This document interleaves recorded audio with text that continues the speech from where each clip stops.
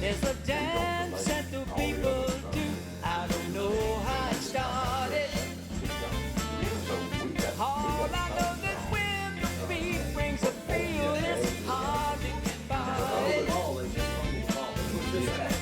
And then the music begins to play. Feel the blues coming on its way. Are you ready? You get yours, 'cause I got mine for the monkey town.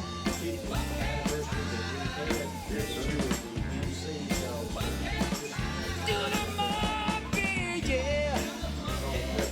Do the monkey, yeah. A twist on my hips. Let your backbone slip. All right, it is my favorite day of the week, Thursday. Good morning, my name's Ronnie. I've got LOY HARDCASTLE and the Real Estate Roundtable. Good morning, Lloyd. I thought for a second that you forgot who you were or something. You had that big long pause there. A lack of sleep, you know Yeah, what that does. What a day. And we've got Mr. Tom Lawrence over here, and he's alive and well, thank goodness. As far as I know. Yeah. How are you Good, this know. morning? I'm really good, and nice day out there, you know, so far. We got a little rain. We actually need the rain. I know. So we got a little rain coming, and it's going to be a nice day today, and probably part tomorrow, and then maybe by Saturday we'll have 18 inches of rain or something like that. But anyway, great day to be here. And you know, we were talking last week or maybe the week before about trying to get a visitor From the east, It's not Karnak. Mm-hmm. But he looks like Karnak. But anyway, so we were able to persuade Glenn Crowell, who's my buddy and a member of the Exotics, to come all the way in from wherever it is he lives toward East Tennessee. And he's here this morning. He lives in a beautiful place called Rock Island. That's right. I mean, beautiful about it. Beautiful I guess you're place. glad. Yeah. Well, anyway, so we're glad to have Glenn here. We'll talk a little bit of A nostalgia here Franklin little boy. bit. A Franklin boy, yeah. Yeah. All the way. Born and raised. Yes, born and raised. That's right. Actually saw a sister walking the dog this morning downtown. Yeah. You know, Linda runs around town with a German Shepherd and walks that dog. So, you know, you're liable to just run into anybody. Well, it's good to have Glenn Crowell on the radio. Yeah, I know it. And we just heard him singing on Monkey Time. Sorry about that. Sorry. You know, we talk, and this is true, because Glenn doesn't listen to it. He doesn't have any, we talked about it earlier, he doesn't have any electricity up at Rock Island, so he can't get to the radio signals and stuff. But Monkey Time just makes you feel good. We talk about that all the time. That's why we start the thing off with Monkey Time, just because it's a feel-good song. It's hard to sit down, you know, and it just gets you going, especially early in the morning. You need it sometimes. For more, what was the first song sung by the Exotics? Oh gosh, I don't know. I wouldn't. That was only 52, 53 years ago. It was 54. 54 years Wasn't it? ago? 1954. 64. Oh. 1964. I wonder what that would have been. I don't have a Hard to clue. say. Hard to say. We'd almost have to go back and look. I bet he's got though some song charts from that. He has some stuff like that. We find it every now and then. But he has given us some old song lists before. Yeah. And we look down those lists and we go, what is this? We played so many things back in the day that even I look at the list and can't remember some of them. Me too. You know what I'm saying? Yeah. And so I'll go, how did that one go? And sometimes one of us will remember, and then I go, oh, okay. But I don't recognize the title to the tune. But we did a bunch of stuff back in the day, I'll tell you that. Did you ever do Stardust? I doubt it. That was too hard. Yeah, well, yeah. I mean, you gotta remember, we were trying to do, in those days, record copies Right. of whatever was popular. And fortunately for us, a lot of the groups were four-person groups, like Yeah. Beatles and Rolling Stones. A I know had five. combo. Yeah. Mm-hmm. And that's what we had. We had 4 members, so we had to stick to stuff kind of like that. I guess probably the hardest things that we did were things at the Four Seasons. Oh, did, yeah, because okay. Because they had 4 vocals and we only used 3, and their harmonies are really something, and we worked really hard on those things, rehearsing and putting. Was those Glenn seasons- Frankie? Yes, he was.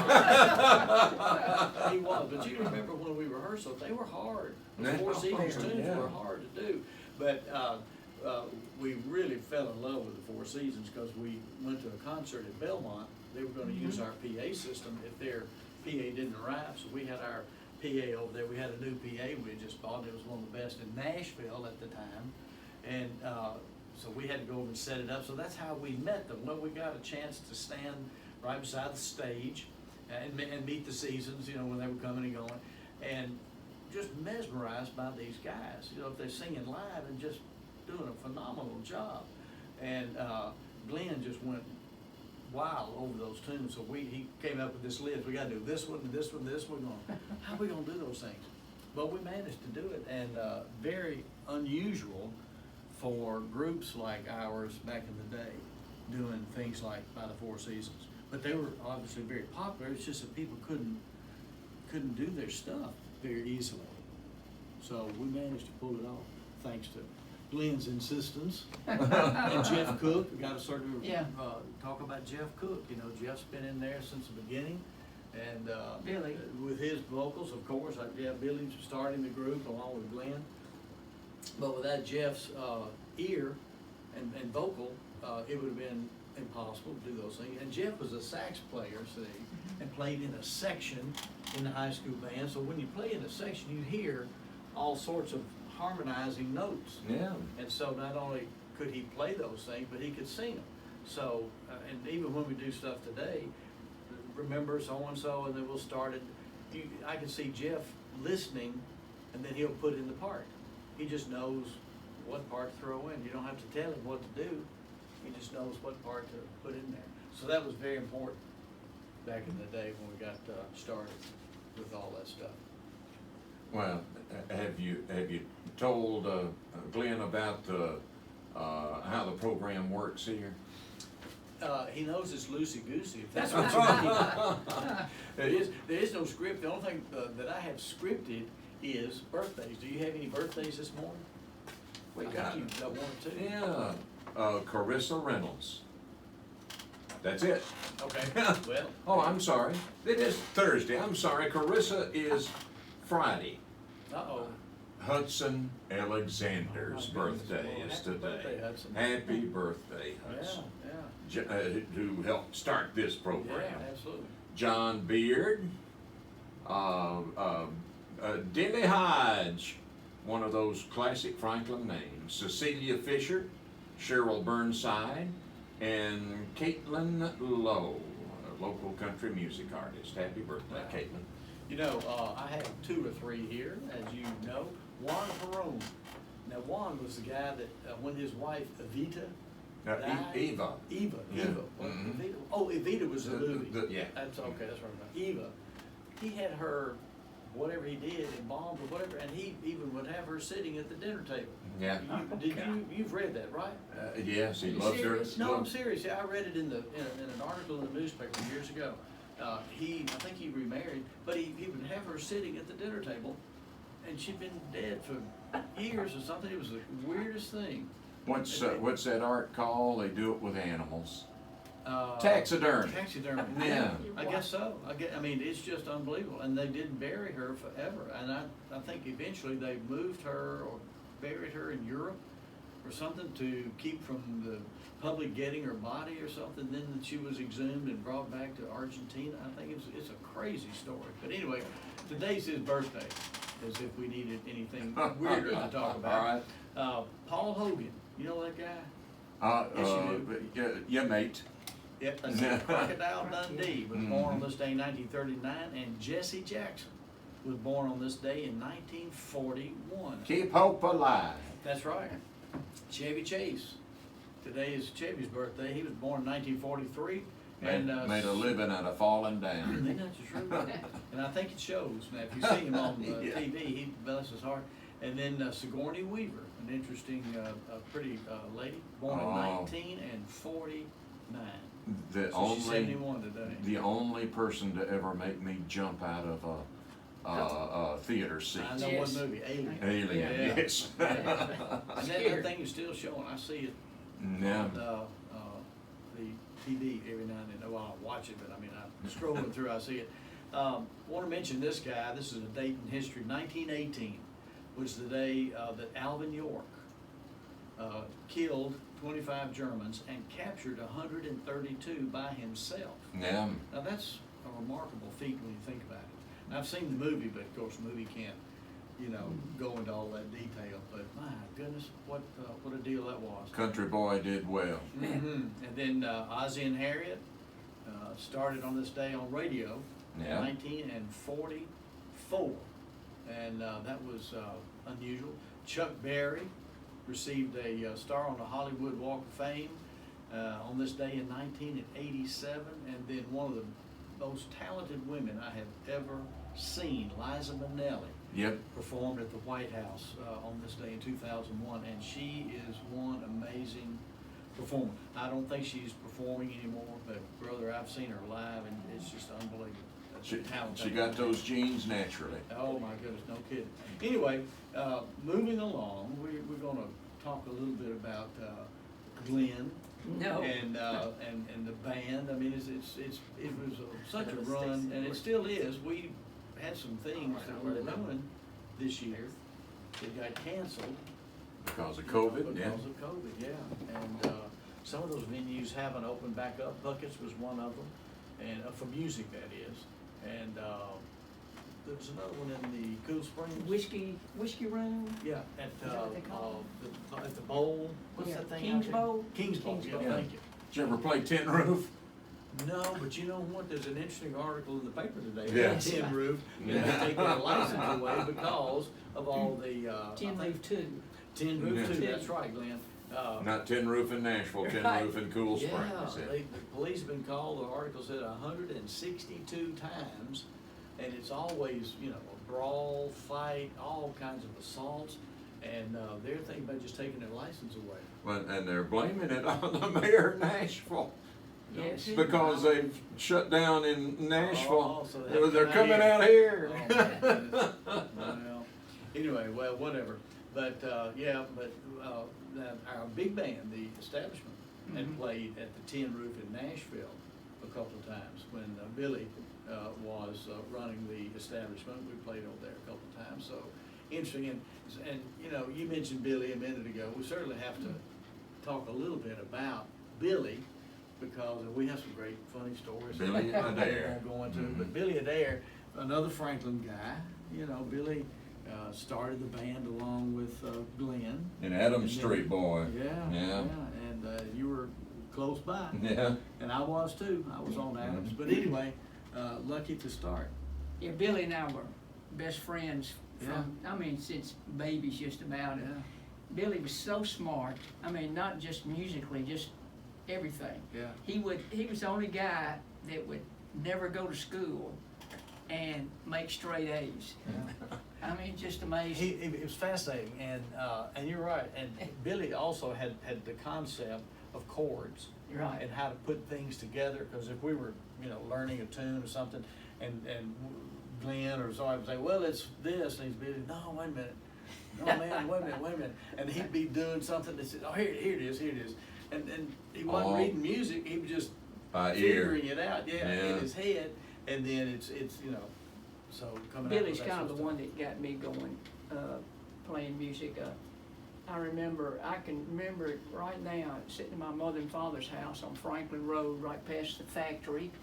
And of course, back in those days, you'd have to pick up the needle on the record and try to learn what you just heard, and then try to sit it back down, and you never hit the right spot. That's how I learned. Nowadays, you just click a Yeah, button. And yeah. But it worked, and we were fortunate that in Glenn's house out there was a garage out back that was finished with panel wood, the old knotty pine stuff, and it's still there, by the way. Right. And so we were able to go out there and practice in the garage, and really worked out Right. well. So it's amazing we didn't drive your mother nuts and keep your dad up all night. Hence the term garage band. That's Exactly. exactly right. And that's kind of what we wound up doing a lot of, and playing in driveways, you know, for sorority, fraternity parties around, and they were raising money. Sock hops, man. And it seemed like wherever those bands popped up on a Friday or Saturday night, they were always busy. You know, kids didn't have a lot to do. They had the theater, and then they had Shoney's, pretty much. And other than that, Percy Warner Park. You know? Yeah, oh, yeah. But anyway, no, but if they really wanted to get out and do something, they had the theaters and or these little band parties in driveways. And of course, if it rained, you would maybe have to scoot inside the garage, you know, and play. But anyway. But, I gotta tell you a fun story about you, speaking of my mom and dad, rehearsing at our house. It's Mom and Dad never complained, which I don't understand why, but the neighbor down the street, Ms. Wyatt Hall, oh yeah. she called one night, my mother's, and said, I can hear those boys crashes in there. Can they play Dixie? Mrs. Hubert Wyatt. That's with right. Big hat. Yeah. Glasses. Barely could see over the steering wheel. Right. And then I think they could hear that as far away as the house down there on the corner. It's on the corner now, Mac Hatcher and Franklin Road, that big white house that sits on Yeah. the hill. Because their mother brought her daughter or her daughters and their friends in there one night because they could hear us all the way down at that house. That was a long way. That was at least a mile in a straight line. It was a much quieter town. Right. Well, that's true. And the police didn't show up either. No, that's right, that's right. But yeah, so it really got out, and then the word would get out at times, and we were practicing, and other people would come over and, you know, hang out. So it was a different time and place. Plus, you could do it. Yeah. See, that's the Yeah. thing. You if you did that today around here, you know, you would get the police. Can you see setting that up in West Haven? Oh. And trying to No. rehearse or anything like that. You know, you really just about have to have your own studio to do stuff like that today. But back in the day, it just really wasn't a big a deal. And then we'd play in driveways, and at times people would complain in the neighborhood, and they'd call the police, and then the police would come out and say, y'all have to, they didn't shut us down, they just said, you have to be, tone it down. And we would turn it down until they left. And then we gradually crank it back up, and they didn't go back. Those were fun times, no doubt about it.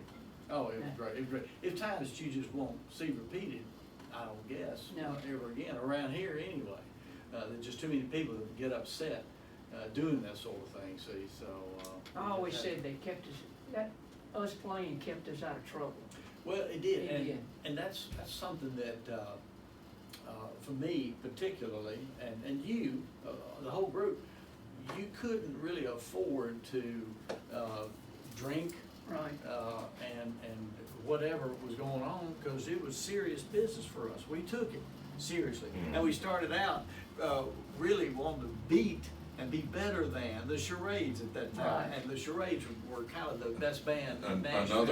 It was Nashville's garage. Yeah, band. exactly, And exactly. The Exotics was Franklin's That's right. garage. And band. so we said, we're gonna beat those guys, which we think we did. But at any rate, we had to really be at the top of our game, so to speak, whether it was here or, because we started playing a lot of colleges and stuff like that, you know, places out of town.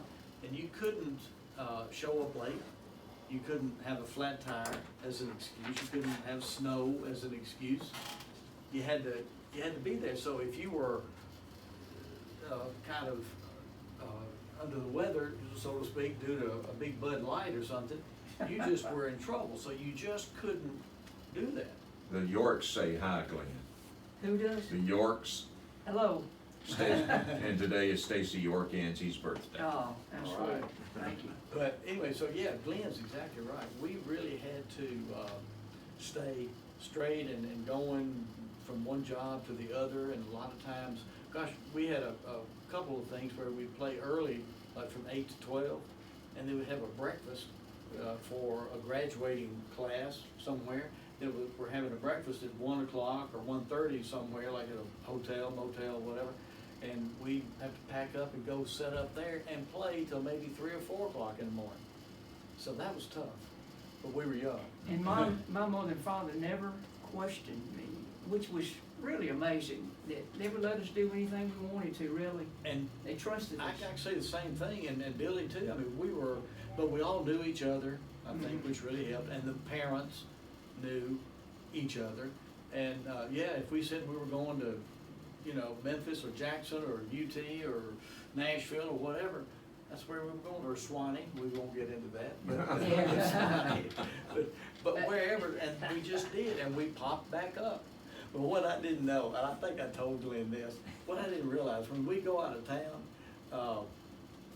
like, I don't know, especially a snowy weekend or something like that, I found out later that my father put life insurance on me for that weekend, because used to you could get life insurance when you get on an airplane. Right. Yeah. They had a little thing you could sign up At for a $5,000. kiosk at the airport, yeah. And I found out that my father was putting life insurance on me for a weekend. He was tight. I think that I don't know whether he was hoping, but he would put That's life hilarious. insurance on me for that weekend, because sometimes we go in places where it was snowing, Yeah. and but you had to get there, and you had to be ready to play and all that sort of stuff. But just what a great time. My mom and dad said, only requirement for me was if I stayed out to 2 o'clock in the morning playing, I had to be in church on Sunday morning. That was a requirement. Well, that's true, and and I thank don't know, goodness they did you did. go to early church or late Early church? church. Early church started at 8:30. Yeah. And he's right, if we came in at 2, 3, 4, whatever, you had to be in at That's here at right. 8:30. Yeah. And, At it 4th was- Avenue Church of Christ. Absolutely. That's right. And, after They just, didn't like me just there. rock and rolling, half the night, and here we are at a church that doesn't even believe in music. I know it. Well, in instruments, Yeah. shall Right. we say, everything was a cappella. But yeah, they disagreed with dancing, and Glenn actually went to Lipscomb Right. for a while, and I think weren't you called into the office or something one time for having posters in Had a your poster car? on my car, it's on the window, something. Had a poster for the exotics. Mhm. Used to you could put that stuff on telephone poles if you were advertising that. And Glenn had one in his back package shelf in his car, and somebody at school saw it, and I think they called him in on that thing. Yeah, I only stayed there for, 2 half weeks. semester. But think about that. I mean, that was pretty serious stuff. And then I've got my own Lipscomb store, but I'm not going into that. But Does it involve Athens Clay Poulius? no, I never did. I never met that guy. Okay. Never did. I talked to the folks to see if I could come to school, and told them I was gonna make money by playing in bands, and that kept me. Yeah. Right. I could tell immediately they frowned on that because they wanted to know what kind of band. I said, well, it's and I thought, oops. Somebody just said I was working at a service Right. station or something, rather than telling them the truth, because I could tell right off the dancing part, they just couldn't have anything to do with it. Of course, all that's changed, I think, by now. But anyway, but Glenn's right, we were so fortunate, our parents trusted us, and we really didn't let them down, when you think about No. it. We didn't give them any, we could go back and tell them today, really, I'd say 98% of what we did, and it'd be fine. Can you harmonize with him right now, Glenn? Yes. I don't know, Lord. Good morning. You do one, babe. Yeah, whoa. I couldn't do it, man. Anyway, yeah, so Me anyway, too. but we've been lucky to have been able to do this stuff together all these years. And one of the things about the group, and we've talked about it ourselves, is the harmony of the group, especially the three, Glenn, me, and Jeff. We sound like brothers when we harmonize, which is unusual, and that's kind of carried us through. And doing harmony parts when we didn't have a lot of horns in the band, when we didn't have but one horn, and that was Jeff. He couldn't sing and play horn at the same time, so he can't walk and chew gum at the same time. For that matter. But that three-part harmony really kind of pushed us along to be able to do some things, especially Four Seasons, that some other people couldn't do. Now, y'all have played and sung with some, back when they weren't as big, with another Southern rock band, didn't you? The Allman Brothers? Yeah. Yeah. Almond Joys, yes. Almond Joys. yes. Yeah. Back when the Joys. Allman Brothers were the Almond Joys. Yeah. Yeah. And we met them down in Florida. Yes. We were playing at the Safari Beach Motel. Was it Daytona? Mm-hmm. And they told them, they played in the nightclub there. And we somehow met them and, you know, kind of went back and forth. And eventually they came to Nashville and used to Friends. come around and hang around, and we would play with each other. They had some of these garage bands, some of these driveway bands. And the interesting thing about them, and we've talked about this, we thought we were pretty good. And I guess for what we were and age and all, we were okay. But let me tell you, when we heard these boys play, and they didn't have but 4 when they first came up here, you know, we would just stand back and say, "Get them out of here," because they were so Really good. Yeah. Yeah, but you know, the interesting thing, I don't know that the people listening, the kids, you know, hanging around the driveway, knew that they were any better than we were. I don't know. They I had mean, long hair. They That was- did. They had yes. long hair and different looking clothes, so they were kind of way ahead of where No, we were. they were better than we were. Oh, I know they were. I know. No, I know it. But I'm just saying, I'm not sure that the crowd really Was knew this they were better. pre-share days? Oh, Yes. yeah, oh, yeah, No. way Yeah. pre-shared, yeah, Okay. probably pre-Sonny and Cher. Oh, days. wow. Yeah, no, Okay. this has been in 65, 6, 7, something like that. Yeah. Yeah, so, but no, they were great. They were really, very talented. It was fun guys. those days, though. We'd sit up on the balcony Yeah, and play on the beach, and the Yeah. beach would be full of people. yeah. Really Oh, neat. because we were literally looking out at the water. There was a Oh, swimming yeah. pool out there in the back, and we were looking over the pool and at the water, and of course, you know, by Daytona, the beach is real wide down there. Mhm. So, and it was fun. And one night, we were playing down there, and some band that was traveling, you remember that, came in, and they had a fine van. We had this little beat-up trailer with our equipment, and the equipment you have to bang on sometimes to make it turn on, you know. And these guys came in and unloaded the state-of-the-art stuff. And we were going, oh my goodness, look at these guys have got to be phenomenal. Do you remember that? No. And we said, well, you were drunk. No. No. But so these guys set up, and they were gonna play in front of us that night there at the Safari. And we were just going, oh my gosh, we're gonna have to pack up and go home after this. They started playing, and we immediately looked at each other. And we thought it was a joke at first, like they were just messing around, to be messing around, and then to play well. They just weren't good at all. And we thought, well, hallelujah for that, you know, but they had the best of everything, equipment, vehicle, the whole bit.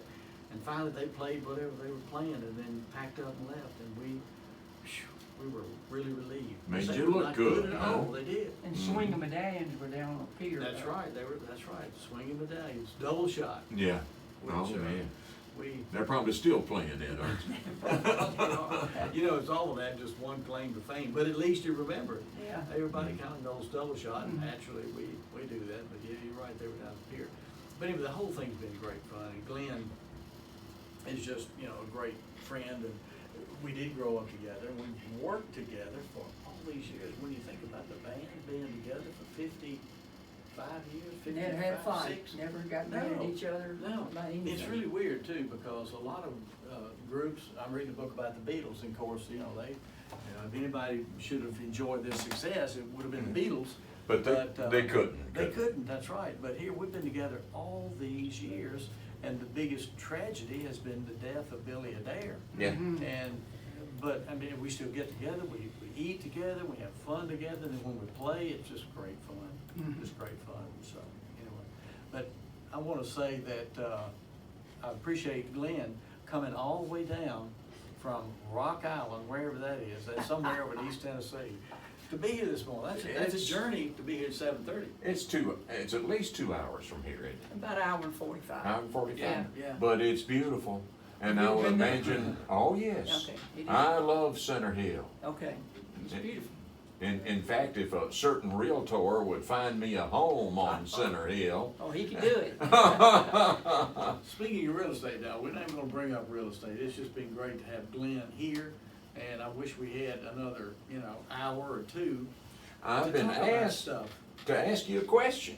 Go ahead. Uh-oh, is But- this a stump the band? No, there was it was on Facebook earlier this week that you had sold a piece of property, a few blocks south of here. Mhm. And it's not unusual for you to get a big number. But what's gonna happen to that piece of property? The only thing I've heard is that they might turn it into a condo kind of a thing like Hardison Hills or something like that, but I'm not sure.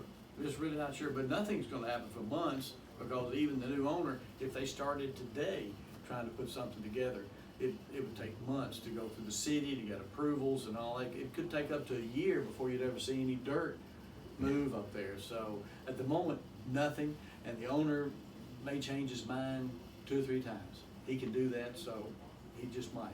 But I wanna thank Glenn again. I wanna Thanks thank for you, having Tom, me. for being here and putting us through this. And Ronnie, I know, is freaking out over there because the news is already rolling, but you know, this is news right here. It sure This is. is news, and Glenn, I love you, and, Love you too, man. just so glad you came down, and maybe you can come next week.